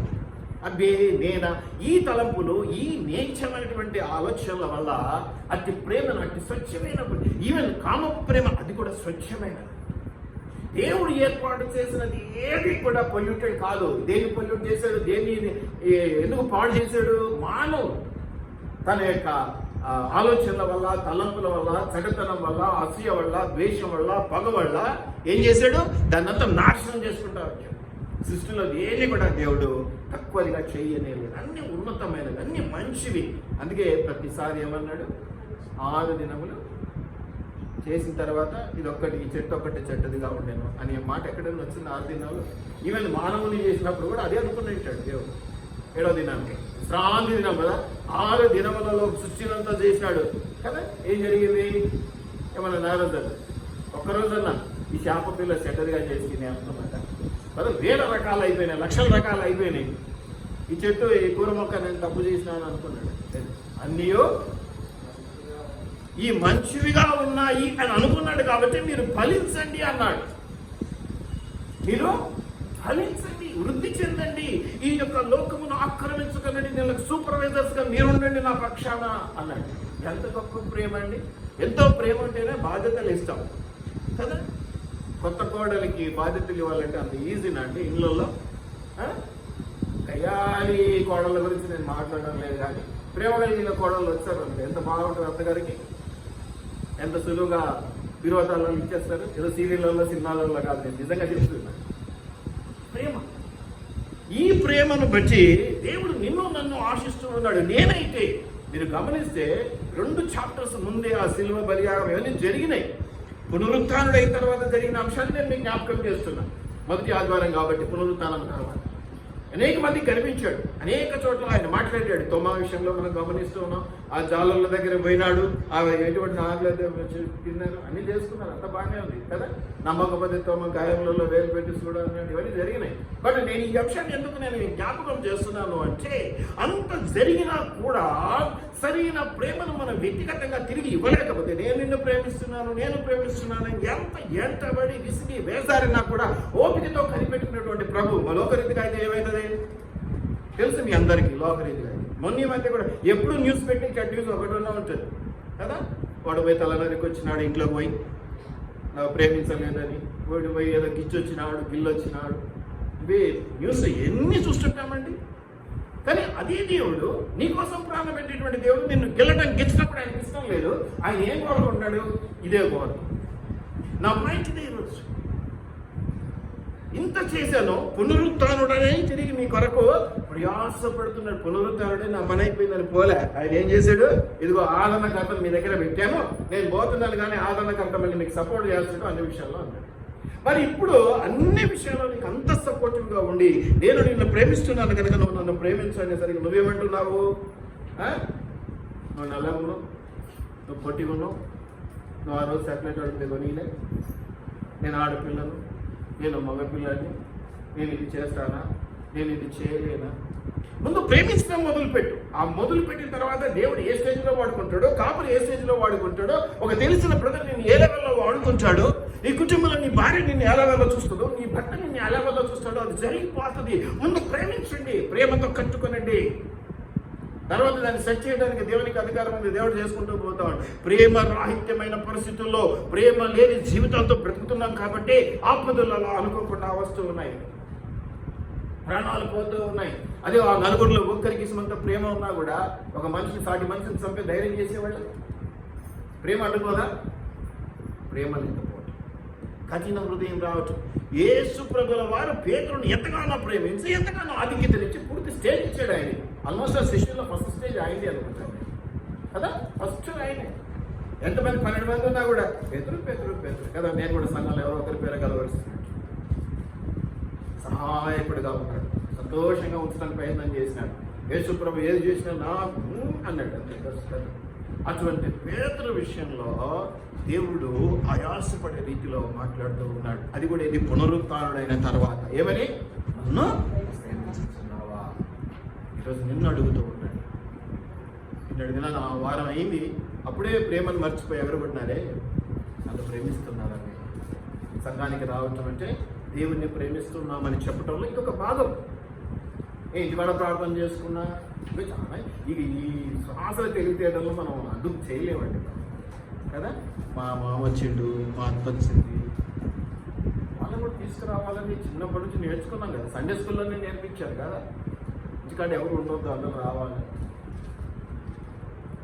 లేదంటే పక్క చర్చలు పిలిచినానికి ఈ లెవెల్ ఇంత ఘాటుగా తయారైపోయారు. ఏంటంటే ఈ సంఘం కాదు, సంఘానికి అయితే పోయొచ్చినా పక్క చర్చకి పోయొచ్చినా ఏమంటాడు కాదు ఏమన్నా. ఎందుకంటే ఇంకా పోవాలి అన్నది రూల్ కాబట్టి సంఘానికి పోయొచ్చినా నీకు ఎందుకు నేను యాదవ దానికి పోయేస్తాను. నన్ను ప్రేమించి ఒక్కటే మాట 3 సార్లు ఏమంటాడమ్మా? మళ్ళీ ఒక్కసారి చదవండి. చక్కటి మాట అది యోహాను సువార్తలో 21వ అధ్యాయంలో ఒక్కటే మాట. అవును ప్రభువా, నేను నిన్ను ఎంత ధైర్యముగా జవాబిచ్చిన. ప్రభు 3 సార్లు ముమ్మారు ముమ్మారు ముమ్మారు అనే మాటలు చాలాసార్లు వింటున్నాం. ముమ్మారు ప్రశ్నించడం, కానీ ఆన్సర్ కూడా మీరు గమనిస్తే మొట్టమొదటి ఆన్సర్ ఏంటి? నా గొర్రె పిల్లను మేపాలి, తిండి పెట్టాలి. ఫీడింగ్ చాలా అవసరం. Leading by feeding. లీడింగ్ అంటే ఏకత్వం వయసు ముందు నడిపించాలంటే కాస్త కడుపుకు మంచి తిండి పెట్టాలి. ఏం తిండి పెట్టాలి? అమ్మ అట్లా వద్దు ఇట్లా వద్దు అంటే మీకు కష్టం, మనసు కష్టం. ఎట్లయితే ఏముందో జరిగిపోద్ది. మరి ఇది కాదు, అరే అట్లా చేసి ఏం కాదు, దేవుడు మంచోడు అని చెప్తుండాలి అన్నమాట. ఏం చేసినా రైట్, ఏం చేసినా తల గొడవ కట్టుకుంటున్నావు అంటే రైట్, ఏం కాదు, గొడవనే పోతుంది, బయట ఛాన్స్ లేదు అని చెప్తుండాలి. ప్రోత్సహించడం అంటే అది అనుకుంటున్నారు ప్రజలు. ఏం చేస్తాం? ఆశీర్వాదం ఉంటేనే సంఘం, హెచ్చరిక ఉన్నది సంఘం కాదు. దయచేసి జ్ఞాపకం పెట్టుకుంటున్నటువంటి దేవుని బిడ్డారా, హెచ్చరిక ఉన్న చోటనే ఎక్కువగా ప్రేమిస్తారు. అందుకని మీరు తప్పిపోవడం ఇష్టం లేక ప్రతి అడుగులో చెప్తూ ఉంటారు కాపర్లు కానీ ఇంట్లో తల్లిదండ్రులు కానీ. అది ప్రేమకు గుర్తు. మిమ్మల్ని మాటి జ్ఞాపకం చేసుకుని అట్లుండండి ఇట్లుండని చెప్తున్నారంటే విపరీతమైన ప్రేమ మీ మీద ఉండబట్టి మీరు ఇంకా ఎక్కువగా ఆశీర్వాదకరంగా మార్చబడాలని ఒక ఆశ కలిగి ఉండి అది పోగొట్టకూడదు సాతాను అన్న ఒక భయంకరమైనటువంటి స్థితిలో ఉంటే మాటికి హెచ్చరిక చేస్తారు. దయచేసి జ్ఞాపకం పెట్టుకోండి. నా గొర్రెలలో మేపము. 2వ మాట, నా గొర్రెలలో కాయము. ఇంగ్లీష్ బైబిల్లో అయితే భలే బాగుంటుంది. మొదటి NIV న్యూ ఇంటర్నేషనల్ వెర్షన్లో అయితే ఫీడ్ మై ల్యాండ్ అని ఒకటి ఉంటుంది మొట్టమొదటి. రెండవది ఏమో take care of my sheep అని ఉంటుంది. నా యొక్క గొర్రెలను కాయము, జాగ్రత్త పెట్టు. టేక్ కేర్ అంటే ఏంటి? జాగ్రత్త పరచు, జాగ్రత్తగా చూసుకో. ఎందుకంటే తోడేళ్ల మధ్యకు పంపిస్తున్నాను. మరి దొంగ పరిస్థితుల్లోకి వచ్చి ఇప్పుడు అందులో ప్రార్థన చేసి కదా మనం అందరం ఎట్లా ఉన్నాము అనేది తెలిసిపోతుంది కదా. ఎక్కడ ఎవరు మంచో, ఏ కాపరి మంచో, ఏ సంఘం మంచో తెలియని పరిస్థితుల్లోకి వెళ్ళిపోయాం. కాబట్టి అక్కడికి హెచ్చరికలు లేకపోతే అది మంచి వాళ్ళు అనుకొని వెళ్ళిపోతుంది. కాబట్టి ఆయన ఏం చెప్తున్నాడంటే కాపుకాయ 2 సార్లు ఫీడింగ్. మేపటం అనేది డబల్ పేమెంట్ ఉండాలి. మిమ్మల్ని వాక్యము ద్వారా బలపరచడం రెండింతలుగా ఉండాలి. రక్షించుకునేది కాపు కాసేది ఒకంతనండి ఏమో అనిపిస్తుంది. ఎందుకంటే రోజులు చెడ్డగా ఉన్నాయి. మనం అదొద్దన్నా ఇదొద్దన్నా ఆటికొద్దన్నా ఇటుకొద్దన్నా అంటే దొంగగా పోతారు. మళ్ళీ ఎందుకు వాళ్ళతో ఆ పాపం చేయించడం, చెప్పేపోండి నైనా అంటారు. చెప్పేపోండి ఇంకా మీరు రారని మేము ఆ రోజు ఖచ్చితంగా మామూలుగా ముగించేసుకుంటాము, ఎందుకు వచ్చేది చెప్పాలని కొంతమందిని అడుగుతుంది. కొంతమందిని 3-4 చర్చలు పోయేటోళ్ళలో ఎప్పుడన్నా వాడు ఫోన్ చేసి యాదవరం వస్తారా సార్ అంట, ఇంకెక్కడికన్నా పోతున్నారా, వస్తానంటే ఏదైనా అప్పగిస్తారు. దానికి రారనుకుంటే సరేలేదు. వాళ్ళు కూడా పాపం కొంత మొహమాట పడతారు కానీ చెప్తారు, ఈసారి మేము అనంతపురం పోతాం, ఈసారి ఇంకొకసారి పోతాం అని చెప్తూ దేవునికి వందనాలు. వాళ్ళు ఇంటికాడైతే కూర్చోవడం అది నిజమే అయితే, వాళ్ళు వెళ్తున్నది నిజమైతే అదొక రకంగా సంతోషం. కాబట్టి మేపుము అనేది 2 సార్లు, కాయుము అనేది. కాబట్టి మీ భద్రత మీరు చూసుకునేటప్పుడు కాయుము అనే విషయంలో మా భద్రత నేను డబుల్ చేయాలా ట్రిపుల్ చేయాలా అనుకోవడం వెళ్తాను. కాబట్టి మీరే చూసుకుంటారు. కానీ మేపటం నా దగ్గరికి వచ్చినప్పుడు మాత్రం మేపే విషయంలో 2. నేనైతే ఇంకొకసారి ఏమనుకుంటానంటే, ఇది నేను 10 చదువుతున్నాను, ఒక మేపటం అయితే మేపటం, ఇంకొక మేపటం అయితే ఇది అనుకుంటాను. ఏంటి? జీవాహారము జీవజలం. ఆయన పానీయంగా ఉన్నాడు కూడా కాబట్టి, జీవజలమైనటువంటి దేవుడు కూడా కాబట్టి మీ తప్పిక తీర్చాల్సినటువంటి బాధ్యత. వాక్యం అనేది జీవజలము, ఉదక జలము ద్వారా మిమ్మల్ని పరిశుద్ధపరచుకుంటూ మిమ్మల్ని స్థిరపరచుకునేటువంటి బాధ్యతలో కూడా వాక్య బోధన ఉండాలి. అందుకని 2 మార్లు ఆయన ఏమంటాడంటే, నన్ను ప్రేమించినావా అని ప్రేమిస్తున్నాను ప్రభా, నీకే తెలుసు కదా అని అనగానే ఏమన్నాడు, నాకు నన్ను ప్రేమిస్తున్నావంటే మరి ప్రేమిస్తున్నాను సగటు తెచ్చేది లేదా అని అడగలే దేవుడు ఎప్పుడు కూడా. నువ్వు నన్ను ప్రేమిస్తే సంఘానికి ఉపయోగపడు, నీవు నన్ను ప్రేమిస్తే పాటలకు ఉపయోగపడు, నీవు నన్ను ప్రేమిస్తే, ఇక నన్ను అంటే నన్ను కాదు దేవుడు, మళ్ళీ నన్ను అంటే ఎవడు పలకడు. నువ్వు దేవుణ్ణి ప్రేమిస్తే సంఘానికి, నువ్వు దేవుణ్ణి ప్రేమిస్తే పాటలకు ఉపయోగపడు, నువ్వు దేవుణ్ణి ప్రేమిస్తే ఉంచడానికి తోడడానికి ఉపయోగపడు.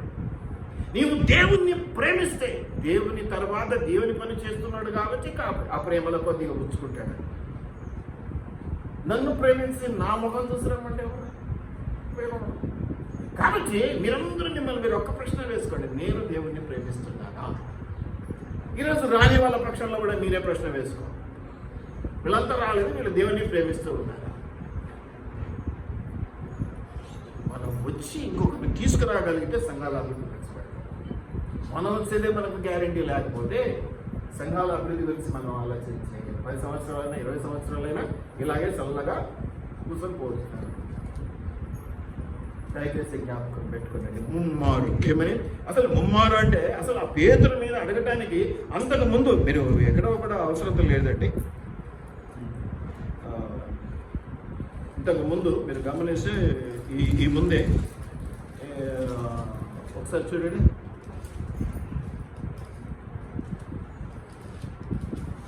ముమ్మారు తెల్లవారదు అంటాడు. ఏమన్నాడండి?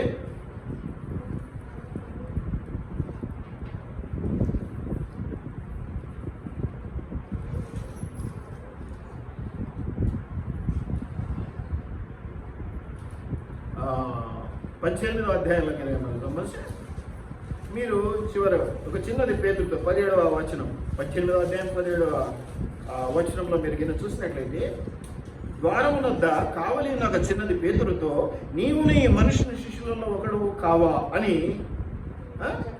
చెప్పగా అతడు ఎంత మాట. ఇదిగో ఇదే అధ్యాయంలో 25వ వచనంలో ఒకసారి నేను కాను నేను ఎరగను అంటాడు. అలాగే 26వ వచనంలో కూడా ఆయన నేను కాదు అప్పుడు కోడి కూసింది. అంటే ఒక 2 చాప్టర్స్ ముందు, ఆ ఒక్క ముందు రోజుకు వెళ్తేనే, ఆ 2 రోజుల ముందుకు వెళ్తేనే ఏమని పలికినాడు ఆయన, అంత ప్రేమ అంత ఇది ఉన్నాడు. ఇప్పుడు ఏమంటున్నాడు చూడండి, అది దేవుడి కోసం. ఇప్పుడు నేను నీకు ఇష్టం లేదు, కానీ తర్వాత నువ్వు నన్ను ఇష్టపడడం అనేదే నాకు కావాల్సిన. నువ్వు ఇప్పుడు ఇష్టం లేదన్నందుకు నాకు ఏ బాధ లేదు. అసలు దేవుడే చెప్పాడు, ఏమని చెప్పాడు, నువ్వు నేను తెలియదని 3 సార్లు అబద్ధం ఆడే వరకు కూడా ఓడిపోయేదు అన్నాడు. ఇది మనం 18వ అధ్యాయంలో చూస్తాం, ఇదే యోహాను సువార్తలో. తర్వాత ఏమన్నాడు అక్కడికి పోయేసరికి, నువ్వు నన్ను ప్రేమిస్తున్నావా? అది నువ్వు నేనైతే చూడా, పొద్దులేసిన నుంచి నాతోనే తిరుగుతావు, నాతోనే తింటావు, నా మీద నమ్మకం లేదు అంతేనా మనం అనేది, అంతేనా అంటావు కదా. ఇట్లాంటివిరా 3 సార్లు నేనే అనుకో, కోడి వేయకముందు ముమ్మారు అబద్ధం ఆడతామని కొంచెం మనసు గుచ్చుకోలే. ఒక పదారంగా తెలుసని కనీసం గునిగినట్లు అనకూడదా? మర్చిపోతాడు. ఎందుకంటే అది జరగవలసింది. ఇక్కడ ప్రేమ ప్రధానమైనటువంటి అంశం. దేవుని ప్రేమలో మనం ఎదగడం అనేది ఇంకా ప్రధానమైనటువంటి అంశం. నీవు నన్ను ప్రేమిస్తున్నావు అని దేవుడు నిన్ను అడిగిన రోజున నీకే తెలుసు కదా అని ధైర్యంగా చెప్పినటువంటి, అంతకుముందు 3 రోజుల సంఘటన వాడు జ్ఞాపకం పెట్టుకుని ఉంటే, ఆ పాపపు విషయాన్ని ఇంకా ఆలోచిస్తూ ఉంటే వణికిపోవాలి, బెదిరిపోవాలి. ఇక నా వల్ల కాదు దేవా, నీ ఎదుట నేను నిలబడలేను, మొహం చల్లదు. ఒక 3 రోజుల క్రితమే నేను నిన్ను తెలియదు అని 3 సార్లు చెప్పినా అని అసలు ఆ రోజే దుఃఖపడ్డాడండి. వెక్కి ఏడ్చాడు చిన్నపిల్లల్లా. అసలు ఆయన యొక్క పరిస్థితిని బట్టి ఈ అధ్యాయంలో కూడా మళ్ళీ మీరు 21వ అధ్యాయానికి వస్తే ఆ 3 సార్లు అన్న తర్వాత 18వ వచనం చదవండి. పేతురు మరణం గురించినటువంటి ఒక సూచన యేసు ప్రభువుల వారు చెప్తున్నారు. నన్ను ప్రేమిస్తే ఆశీర్వాదాలు, నన్ను ప్రేమిస్తే మీ పిల్లలకు హాస్టల్లో సీట్లు, నన్ను ప్రేమిస్తే మీకు కార్లు, నన్ను ప్రేమిస్తే మీకు బంగ్లాలు దొరుకుతాయని పేదలకు చెప్పలేదు దేవుడు. ఏం చెప్పాడు ఒకసారి చదవండి అమ్మా 18వ వచనం నుంచి. యేసు నా గొర్రెలను మేపమని చెప్తున్నప్పుడు, నీవు యవ్వనుడు అయి ఉండినప్పుడు నీ అంతటి నీవే నడుము కట్టుకుని నీకు ఇష్టమైన చోటికి వెళుచుంటివి.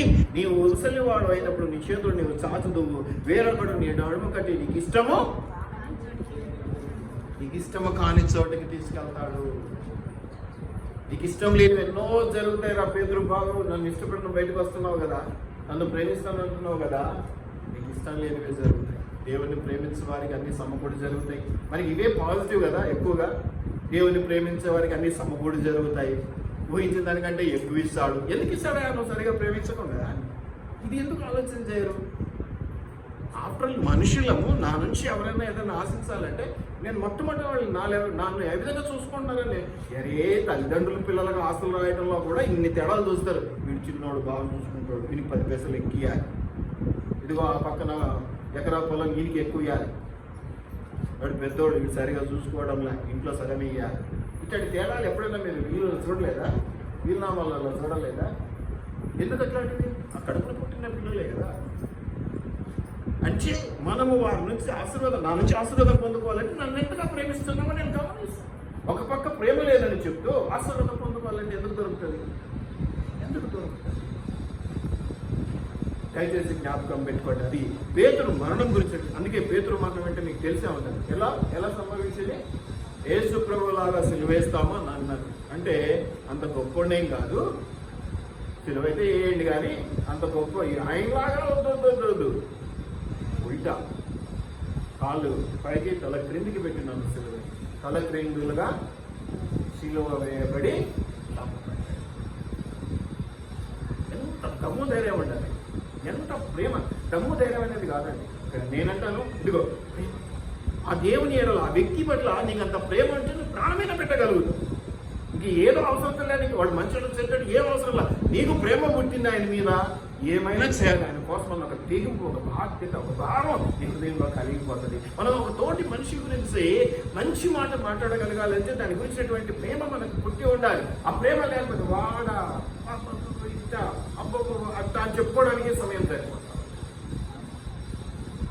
ప్రేమ లేని వాడు ఒక్కటే. నన్ను ప్రేమించకపోతే నా జీవనంలో దొరకవు. నేను మనిషిగానే చెప్తున్నాను ఈ మాట. ఇక దేవుడు ఎంత చెప్పాలి? నీకు దేవుడు ఎంత చెప్పాలి? ప్రేమించటం అంటే అవసరానికి హారతిచ్చి గొప్పోడు వెళ్ళడం కాదు. ఏది ఉన్నా లేకున్నా ఆ ప్రేమలో లోపం ఉండకూడదు, లోపం ఉండకూడదు. ఎప్పుడూ ఉన్నతమైనదిగా ఉండాలి. అప్పుడు దీవించబడతాం. కొంతమంది అవసరానికి వచ్చి ప్రార్థించే వాళ్ళని చూసి నవ్వలేక ఏడవలేకపోతుంటాను. ఏం చేయలేము, వాళ్ళని మార్చలేము. చెప్తే కదా ప్రతిరోజు సంఘానికి వచ్చి కూర్చుంటున్నాం అంటారు. దాన్ని మనం ఏం కొట్టేయలేము. మంచిది అనుకోండి. వారిని బాగు చేయలేం కాబట్టి దేవునికి అప్పగించేస్తే దేవుడే చూసుకుంటాడని వాళ్ళు. మనుషులందరినీ బాగు చేసే బాధ్యత మనకి ఇవ్వలేదు. చాలామంది ఏమనుకుంటారంటే కనిపించినవాడు కాదు, నీ చేతికి వచ్చిన వాళ్ళను, నీ దగ్గరికి విధేయతతో వచ్చిన వాళ్ళను, దేవుని ప్రేమించేవాడిని నీవు కాపుకాయ. ఎందుకంటే కాపుకాయ అనే మాట కూడా దీంట్లో ఉంది కాబట్టి నేను మీతో షేర్ చేసుకుంటాను. ఏమన్నాడు? కాపుకాయ అన్నాడు కదా, గొర్రెలలో కాయమన్నాడు. 2 సార్లు మేపమన్నాడు, ఒకసారి ఏమో కాయమన్నాడు అనే విషయాన్ని నేను జ్ఞాపకం చేస్తూ ఉన్నాను. అంతేకాకుండా పేతురు యొక్క మరణం కూడా చాలా ఘోరంగా ఉంటుందన్న విషయాన్ని అక్కడ దేవుడు బయలుపరచాలని మనం చూస్తున్నాం. ఏదైనా కానీ మీరు జ్ఞాపకం పెట్టుకోండి, దేవుని పనిలో వాడబడడం గొప్ప ఆధిక్యత, గొప్ప ఆశీర్వాదం. ఏ వస్తువైనా నాణ్యత చాలా బాగుంది, చాలా బాగుంది. దాని ఖరీదు ఎంత ఉంటుంది? అది నీకు చాలా ఉపయోగపడుతుంది. డిమాండ్ ఎంత ఉంటుంది? జనాలకు ఉపయోగపడేదంటే ఏముంటుంది? మాకు కొనమ్మా, ప్లీజ్ మా ఒక్కటే వస్తుంది కొనమ్మా, ఒకటి కొంటే నాకు కమిషన్ వస్తుందమ్మా, బతిమాలుకోవాలా? అది డిమాండ్ ఉన్న వస్తువు, నీకు పనికొచ్చే వస్తువు అయితే బతిమాలుకునే అవసరం ఉందా? ఇలా పెట్టగానే ఎప్పుడైతే ఏ వస్తువుకైతే డిమాండ్ బాగుంటుందో సాతాను కనదాన్ని. దేవుడు నాణ్యమైనటువంటి ప్రేమనిచ్చాడు, నాణ్యమైనటువంటి సేవనిచ్చాడు. ఆయన ఇచ్చిన ప్రతిదీ కూడా స్కిల్ నాణ్యమైనటువంటిది, నైపుణ్యంతో కూడినటువంటిది, అద్భుతమైన ఆశీర్వాదంతో కూడినటువంటిది. రిన్ సోపులు వాడతారు మీరు? రిన్ స్పెల్లింగ్ ఏంటి? RIN, రిన్. REN సోపులు వచ్చినాయి, మీరు గమనించినారా? కొంతకాలం వాడుకలోకి వచ్చినాయి. సామాన్య ప్రజలకు తెలియదు కాబట్టి అదే డిజైన్లో ఉంటుంది. ఐ బదులు ఈ ఉంటుంది. దాన్ని ఏమంటారు తెలుసా మీకు? దాన్ని కాదు, వాళ్ళు ఆ పద్ధతిని ఏమంటారు? మోసం. అది దానికి రిన్కి ఇది రెండుకి డూప్లికేట్. Yes, right. అట్లాగే దేవుని ప్రేమ నాణ్యమైనది కాబట్టి, విలువైనది కాబట్టి, చాలా డిమాండ్ ఉన్నది కాబట్టి సాతాను డూప్లికేట్లు తయారు చేసి పెట్టాడు. ఆ డూప్లికేట్ మనుషులే వీళ్ళంతా. సంఘంలో కూర్చున్న ప్రతి ఒక్కడు విశ్వాసి కాదు అనేది నేను అందుకే. తెల్లనివన్నీ పాలు కాదు. ఈ డూప్లికేట్ ప్రేమతో వచ్చేటువంటి వాళ్ళు, డూప్లికేట్ యేసు ప్రభు నామాన్ని డూప్లికేట్ గా యూజ్ చేసుకున్నటువంటి వాళ్ళు సాధారణ భక్తి. సంఘం వాళ్ళతో నింపబడుతూ ఉన్నది. గట్టి గింజలు కావాలి, ఫలించే గింజలు కావు. అవసరమా కాదా, అవసరమా కాదా, అవసరమా కాదా అన్న అంశం తప్ప ఇంకొకటి లేదు వాళ్ళ దగ్గర. వీళ్ళను మనం ఏమి చేసినా మారరు. పుట్టుకతో వచ్చిన బుద్ధి అమ్మా ఇట్లా చేసుకొని వీళ్ళంట పడే బదులు ఇదే శ్రమ, ఇదే ఇష్టం, ఇదే పని ఇంకొకరి మీద పెడితే లేపుకొచ్చుగా వాళ్ళని అవకాశం ఉందా లేదా? దయచేసి జ్ఞాపకం, దేవుడు ఆ స్థితి నీకు కలగ చేయక ముందే కళ్ళు తెరువు. నువ్వు చర్చికి వచ్చి కూర్చున్నంత మాత్రం పెద్దగా దేవుడిని ఒరిగిపోయినేమీ లేదు. నువ్వు దేవుణ్ణి ప్రేమించడం అంటే ఏంటి నాకు అర్థం కాదు. దానికి నీకు సబ్జెక్ట్ విషయం తెలియకపోతే అర్థం తెలియదు. ఇక ప్రేమించడం అంటే ఏందో మీకు అన్ని వివరంగా చెప్పాను. ఏదైనా దేవుడు పరిశుద్ధపరిచినటువంటిది. దేవుణ్ణి ప్రేమించాలి అన్న ఒక తలంపు నీలో ఉంటే నువ్వు దేవునికి ఉపయోగపడతావు. నీ కుటుంబాన్ని ప్రేమించే స్థితి నీకు వచ్చే, నీ కుటుంబానికి ఉపయోగపడతావు. సంఘాన్ని, కాపరిని ప్రేమించే స్థితి నీకు వచ్చే, కాపరిగా సంఘానికి ఉపయోగపడతావు. ఇది లేని రోజున నువ్వు నాకు ఇప్పుడు సంఘం అంటే ఎందుకు ప్రేమించేవాళ్ళు? మేము ప్రార్థన చేసేటప్పుడు కూడా అదే, నన్ను ప్రేమించేవాడు, నాకు సహకరించేవాడు, నాకు సహాయం చేసేవాడు. మరి ఎవరైనా ఉన్నవాళ్ళంతా మీకు నేను చెప్పకూడదు. నన్ను దానికి చక్కటి సమాధానం ఆలస్యము చేయక, నిన్ను ప్రేమించుచున్నానని నీకే తెలుసు ప్రభువా. ఎంత బాగా చెప్పు. అట్టి సమాధానం నీ నోటి నుంచి వస్తే నీకు ఎంతో గొప్ప దీవెన ఉంటుందన్నది సత్యము. ఎక్కడికి వచ్చినా, ఏది చేసినా, ఎంతవరకు మనం దాన్ని ఉపయోగించుకుంటున్నాం. లవ్ అనగానే మనకి ఉపయోగపడుతుంది. క్వాలిఫికేషన్స్, నేను ఒకరిని ప్రేమించాలండి, నేను ఒక ఇంజనీర్ను, కానీ కొయ్యానికైనా ఇయ్యానికైనా ఇది ఒక డైలాగ్ మళ్ళీ మాకు. కాబట్టి నేను ఎవరిని ప్రేమించాలి? నా దగ్గర ఒక 10 రూపాయలు ఉంది, నేను ఎవరితో స్నేహం చేయాలి? తప్పలేదు. ఇంకో 10 రూపాయలు కాదు, 100 రూపాయలు ఉన్నారు. ఇది బేరీస్ వేసుకున్నంత కాలం నువ్వు ఎవరిని ప్రేమించాలి? నీకోసం ప్రాణం పెట్టే ప్రేమ నేను ఎంత చూపించినా నువ్వు కంపేర్ చేసుకున్నావు. వయసు చూసినావు, జెండర్ చూసినావు, ఆస్తులు చూసినావు, పాస్తులు చూసినావు. అందుకని క్వాలిఫికేషన్స్, రిక్వైర్మెంట్స్ పనిచేయవు. ప్రేమ అంటే ఈ అవసరత ఉంది అందుకని ప్రేమిస్తున్నాను కుదరదు. దేవుడు ఒప్పుకోడు. లేదా ఇంత గొప్ప దేవుడు తెలియవారిని పెంట కుప్పల మీద ఉన్న వాళ్ళని ఏర్పాటు చేసుకున్నాడు కదా. అంటే వాళ్ళు విలువైన వాళ్ళు అని ప్రేమతో తగినటువంటి బలాన్ని ఇవ్వగలిగినటువంటి వాడు, ప్రేమించేవాడు, ప్రేమ గుణం కలిగిన ఒక్కొక్క శిష్యుడు ఒక్కొక్క ప్రేమ. ఏ ఒక్కరు కూడా ఆ సాధారణ మరణాన్ని పొందుకోలే ఒక యోహాను దాదాపు మంది రకాలుగా చంపబడ్డారు. యాకోబు గురించి తెలుసా? అలా నరికి వేయబడి, నువ్వు దేవుని కొరకు సంఘం కొరకు రా అంటేనే మొత్తుకొని అల్లల్లాడిపోతున్నావు. భార్య వస్తే భర్త రాదు, భర్త వస్తే భార్య రాదు, భార్య భర్త వస్తే పిల్లలు రాదు, పిల్లలు వస్తే భార్య భర్త రాదు, పరీక్షలు ఉంటే అందరూ వస్తాయి కదా. తల నరికి వేయబడి. ఇంకొకరి గురించి తెలుసా? రాళ్ళతో గుర్రాలతో తొక్కి వేయబడి. ఇంకొకరికి చర్మం అంత ప్రేమతో, వాళ్ళంతా ధైర్యంతో భరించారని నేను అన్నను, దేవుని పట్ల ప్రేమతో భరించారు. అంతగా ప్రేమించారా ఈ సస్యసచినం ఆయన కోసం? ఏమైంది? ఆ మాత్రం లేకపోతే నువ్వు క్రైస్తవుడు అని పిలిపించుకోవడానికి అర్హత లేదు. ఇక పేతురులాగా నా గొర్రెలను కాయము, నాకు సపోర్ట్గా ఉండు, నాకు సాయం చేయని అడిగే అర్హత నీకు లేదు, నాకు లేదు. అట్లా అడగలేము కూడా. అటువంటి ఎంతో త్యాగ బుద్ధి కలిగినటువంటి వాళ్ళనే మేము అలాగ అడగలేము. మేము కూడా అడగాలని, ఒక పని అప్పగించాలన్నా కూడా వీళ్ళు దేవుని ఎంతగా ప్రేమిస్తున్నారు, నాకు ఎంతగా సాయం చేస్తున్నారు అనేది కాదు, వీళ్ళు దేవుని ఎంతగా ప్రేమిస్తున్నారు. కాకపోతే దేవుని ప్రేమ మీకు కనిపిస్తుందో లేదు, కాపరిగా నాది నాకు కనిపిస్తుంది కాబట్టి నిజంగా నన్ను ఇష్టపడుతున్నారా లేదా, చెప్పిన మాట వింటున్నారా లేదా. క్లాస్ రూమ్లో సైతం టీచర్ అదే చూస్తారు. అంతేనా కాదు? అంతేనా? ఏమన్నా చూస్తారా? బాగా కానుకలు తీసుకుపోయి గిఫ్ట్లు తీసుకుపోయి ఇస్తే ఏమన్నా మంచి మార్కులు వేస్తారా? దయచేసి జ్ఞాపకం పెట్టుకోండి. ఎన్నో విషయాలు ఉన్నాయి, మరి జ్ఞాపకం చేసుకోండి. క్వాలిఫికేషన్స్, రిక్వైర్మెంట్స్ కాదు. చివరిగా ఒక మాట, యోహాను సువార్త 15:13. అన్ని యోహాను సువార్తలోనే ఉన్నాయి. చాలా విషయాలు మళ్ళీ సువార్త అంతా పూర్తిగా చదువుకోండి. 15:13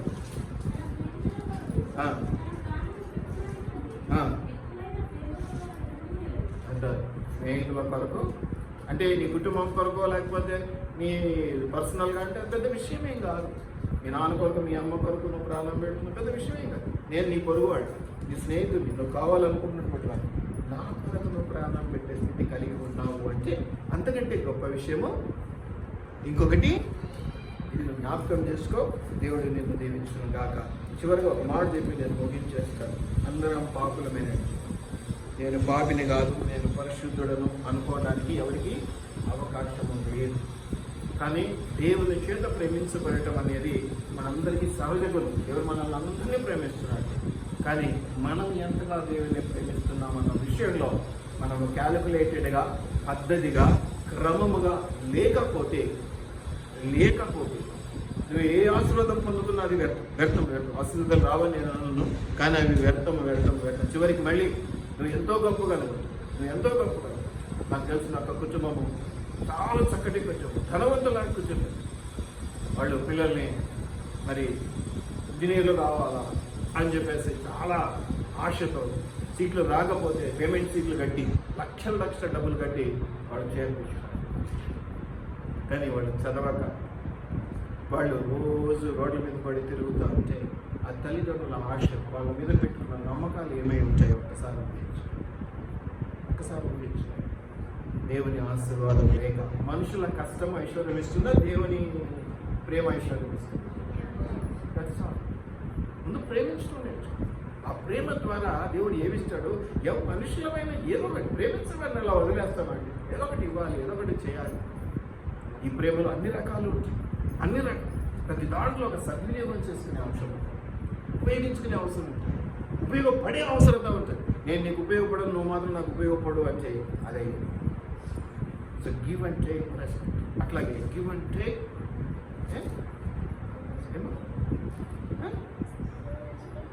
అది చెప్పేసాను. ఇప్పుడు మన టాపిక్ ఏంటి?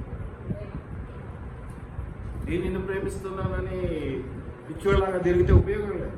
ఇస్తారంట, దాంట్లో 10% నువ్వు మళ్ళీ నాకు రిటర్న్ ఇస్తే కదా, అంతేనా? అట్లా మనం జీవించబడదాం, దేవుని ప్రేమలో ఎదుగుదాం. ప్రార్థన చేసుకుంటాం. తండ్రి నీకు వందనాలు, నా రాజా, నా రక్షక నీకు వందనాలు.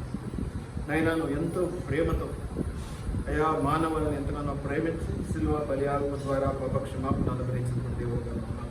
మాకు రక్షణ ఇచ్చాం. ఇదిగో ప్రభా, చివర పేతురుతో మాట్లాడినటువంటి ఆ మాటలు మేము జ్ఞాపకం చేసుకుంటున్నాం. నేను ఎందు నిమిత్తమై ఏమి ఎలా అనేటువంటి అంశాలు మేము గ్రహించట్లేదు, కానీ వాటి గురించినటువంటి ఆలోచనలు కలగ చేసుకోలేదు. కానీ సింపుల్గా నీవు అడిగిన ప్రశ్నకు పేతురు ఏ విధమైన సమాధానం చెప్పాడు, అలాంటి సమాధానం మా దగ్గర ఉందా అని మేము ప్రశ్నించుకోవాలని మేము ఆశపడుతున్నాం. ఎంతగానో ప్రేమించినటువంటి నీకు కొంతైనా ప్రేమను తిరిగి ఇవ్వగలుగుటకు మాకు సిద్ధపాటు ఉన్నదా? మా మనస్సులు సిద్ధంగా ఉన్నాయా? మా శరీరాలు సిద్ధంగా ఉన్నాయా అని మేము ఆలోచించుకోవాలని నేను ఆశపడుతూ ఉన్నాను. అయ్యా, ఎంతకాలం దేవుడవని ఆశీర్వాదాల కొరకు, ఐశ్వర్యం కొరకు, కాలేజీలో సీటు కొరకు, అయ్యా ప్రభా నాయన సైకిల్ కొరకు, బండి కొరకు, విమానం కొరకు, మా శరీరక ఆశల కొరకు నీ ప్రేమను మేము దుర్వినియోగం చేసుకుంటూ ఉంటే మమ్మల్ని క్షమించండి తండ్రి. నీ ప్రేమను మేము సద్వినియోగం చేసుకొని మేము కూడా ఎవరైనా మమ్మల్ని ప్రేమించకపోతే మేము ప్రేమించేవాళ్ళు అయ్యా మాకెంత దుఃఖం ఉంటుందో, మాకెంత ఆయాసం ఉంటుందో. అయినా వయసు పెద్దదైనా నాకు కూడా ఎంత ఇబ్బంది చెప్పలేదు, కానీ వాళ్ళు ఎంతో దుఃఖం అనిపిస్తూ ఉంటుంది. మాతో మాట్లాడకపోయినా, మాతో ఆయన స్నేహం చేయకపోయినా, మాతో సంతోషంగా ఉండకపోయినా. అటువంటిది ప్రభా మా కోసం అంత త్యాగం చేసిన నీతో మేము సన్నిహితంగా ప్రేమతో లేకపోతే నీకు ఎంత బాధ ఉంటుందో చెప్పననేవి కావట్లేదు. అయినా క్షమించి అడుగుతూనే ఉన్నావు, నన్ను ప్రేమిస్తున్నావా? ఒక పేదలను అడిగిన మాటగా కాదు ప్రభా, ప్రతి ఒక్కరిని అడుగుతున్నావు. క్రైస్తవ సమాజాన్ని అంతా అడుగుతున్నావు. ఈరోజు పోయిన వారం మీరు గమనించినారు, సిలువలో నేను అర్పించినటువంటి బలియాగ ప్రాణాన్ని, ఆ 7 మాటలను గమనించినారు. పునరుత్థాన దినాన్ని జరుపుకున్నారు. ఈరోజు మరి నేను వెళ్ళిపోయాను, అయిపోయిందని నన్ను మర్చిపోయారా? నన్ను ప్రేమించి జ్ఞాపకం ఉంచుకున్నారా అని మీరు అడుగుతున్నట్టుగా మేము భావిస్తూ ఉన్నాం. మమ్మల్ని క్షమించండి, ఆదరించండి, ప్రేమించడం నేర్పించండి. అయ్యా, ప్రేమ అన్ని విషయాల్లోనూ కూడా పదిలమైనది, పవిత్రమైనది, పరిశుద్ధమైనది. దాన్ని మేము ఉపయోగించుకునే విధానాన్ని బట్టి ఆధారపడి ఉంటుంది. మంచిదా చెడ్డదా? అయ్యా, నన్ను మమ్మల్ని మీరు ప్రేమలు ఆదరించమని ఆశీర్వదించు. అట్లాగే మేము ప్రేమించే వారు కూడా మమ్మల్ని ఆదరించలాగా, వారి ప్రేమను మేము పొందుకొని సంతోషించలాగా సహాయం చేయమని నజరేయుడైన యేసు నామములో అడిగి వేడుకొని ప్రార్థిస్తున్నాము.